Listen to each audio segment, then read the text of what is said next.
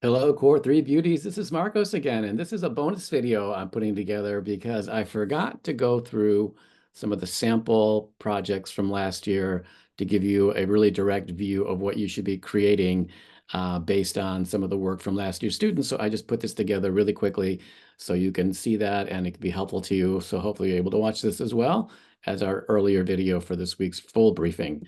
But let's just get into this real quick so you can get back to work or fun. But again, we're making the beauty of making the physical forms project is what we're starting now, but we're not kind of exactly starting it because we've been starting it through the whole semester through the exercises we've done. And now we're going to create a form and from your form and content exercise, create a concept direction for your publication or physical forms project.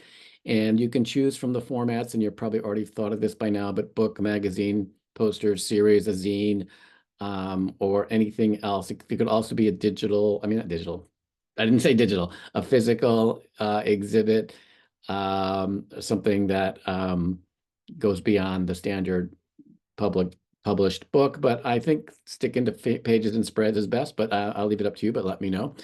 And what you're going to be doing this week is you're going to be taking the work you've done and then creating a presentation that discusses what your concept is based on all the collection you've done. And you're going to start it, of course, with a title slide, just like you have your name, the class, all that kind of stuff.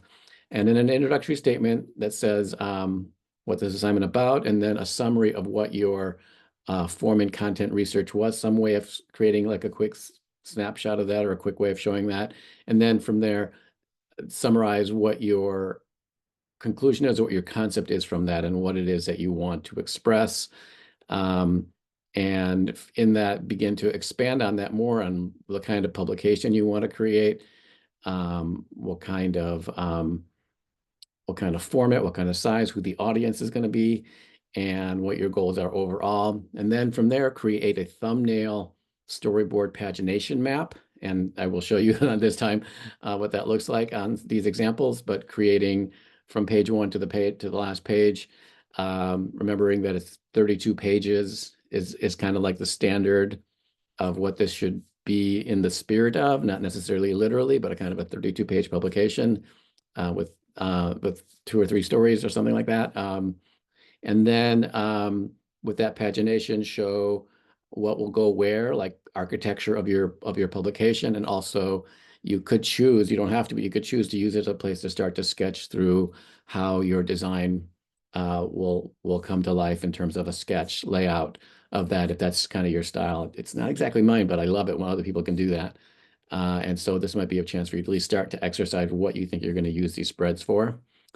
And then from there, begin, this is vital now, begin to create your design based on your size, based on your who your audience is, what your theme is, what your concept is, what your design inspiration is. And design inspiration, that's actually another thing you should be including in your work up towards the pagination and the spreads, is like what your design inspiration is. Many of you have done that already, so bring that in. And then begin to design a set of 3 or 4 spreads, covers, ideas, and something that could be one focused idea, or it could be a range of ideas that you might want to share to see which one is working best. And then at the end, of course, a thank you page. So let's look at what that might look like. So this is an example from one student, title page, physical forms, the beauty of making project one. This is just an introduction, kind of saying what's in the presentation, which is always nice to do. This is a review of what this person collected, and they were fascinated by the exposed engineering systems learning all throughout New York. And this is a summary of just some of the content, the text content they researched, just a one page like this, or like a nice way of summarizing that. And then beginning to talk about what this is going to be, showing this Metropolis magazine as an inspiration, giving a size, and talking about what the format will be for the publication. And then here is the storyboard that I talked about, which maps out how the book will be. It's a 32-page book as directed, divided into 3 sections, also as directed. Not that you have to literally do that, but the student chose to do that. And then just kind of showcasing how where these sections will break out and the title spreads for those, and then the types of just really general kinds of ways of using the layout through a different kind of imagery sizes in this really basic, basically drawn grid system, but nicely thought through. And then to begin to create the idea of what the spreads might look like. And for her, it was kind of creating um, this fictional city based on these infrastructures becoming an element of illustration. And this kind of showcases a title page. So it's just really basic, two spreads and a cover. And of course, that very important thank you page. So that's one example. And I think this is kind of really the basic. Like I wouldn't mind seeing more design than just that, but that's still that's a good job. And then here's another one that's a little more expanded. And this is the title page, The Beauty of Making, Project One, Physical Forms, an assignment overview, and then a summarization of what their concept is, both in visual and in the images you see up here, very small, but all nicely archived, as well as a sampling of the kind of text that was researched with some summary text about what the concept is. So that's important to do. And then getting into the publication design and getting into this very specific project, talking about what the assignment is, and then talking about the format. This will be a magazine. It'll be divided into 3 chapters.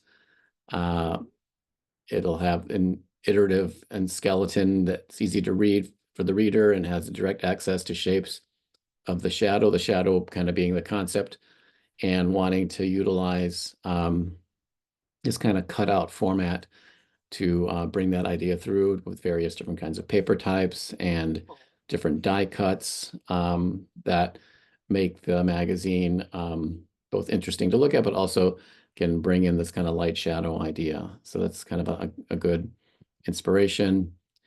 And then these are some preliminary sketches of the way the book will work, and the sketch of the cover and how it'll be cut out, with this word evidence being a half cover. And then the idea of like 3 booklets into one piece, 3 signatures brought into a cover, and showcasing that overall here as a sketch. And then fully explaining the pagination map once that kind of structural concept was explained in that first sketch. And here you see the idea of how this will break out from the cover to the intro. And then each of these rows is a set of spreads that represent the different signatures, the first, second, and third part, all of them having a cover of their own, and then having these dynamic layouts in here with text and photos and graphics.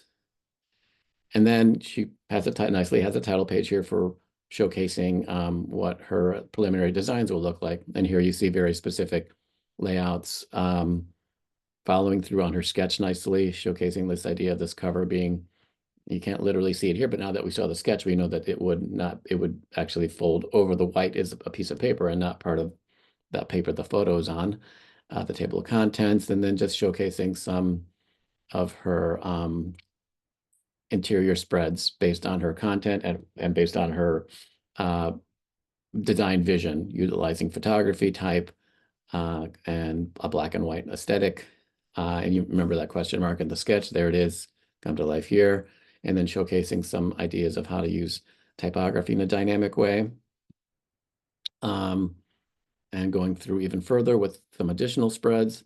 So she kind of had 1, 2, 3, 4, 5, 6, 7, 8, 9, 10. So, you know, she had a more spread. So I'm not saying you have to do it more, but I think the more you do, the further along you'll be. And particularly if you're a Thursday person, then if you're a Thursday person, you should be like this. If you're a Tuesday person, it might make more sense that you're like the first presentation. So keep that in mind. And of course, never forget the thank you page. And there she is, looking very beautiful.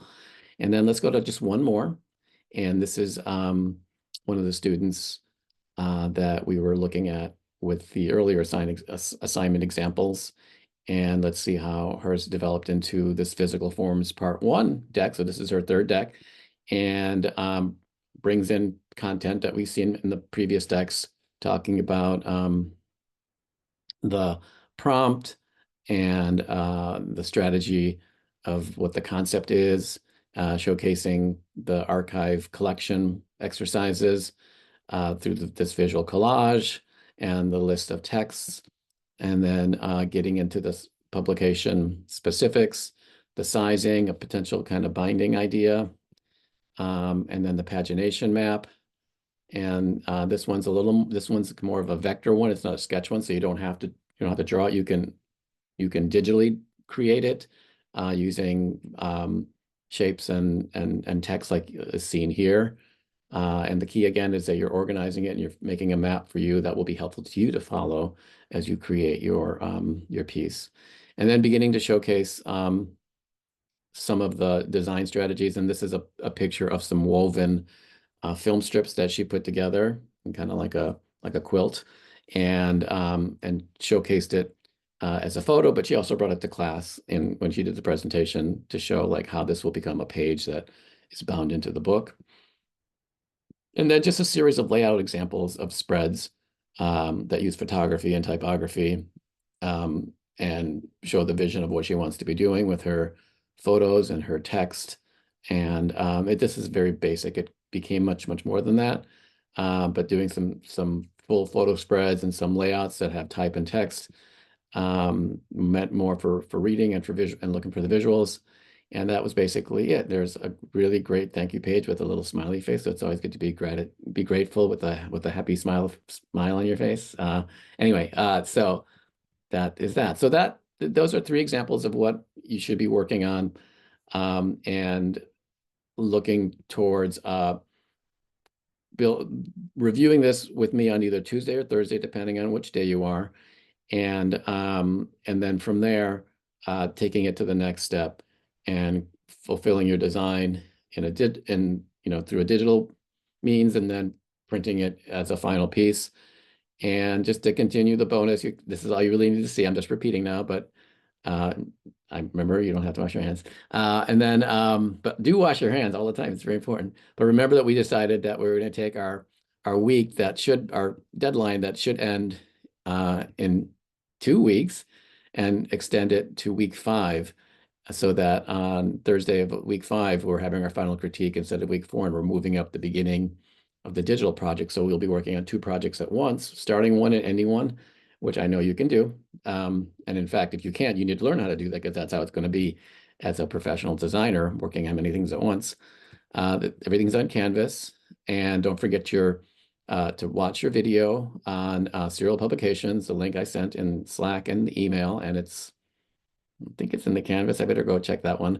And then, of course, let's just remember that we're here to let beauty reveal itself to us and to our design aesthetics, that we're seeking to create something that reflects the positive reality that we're in.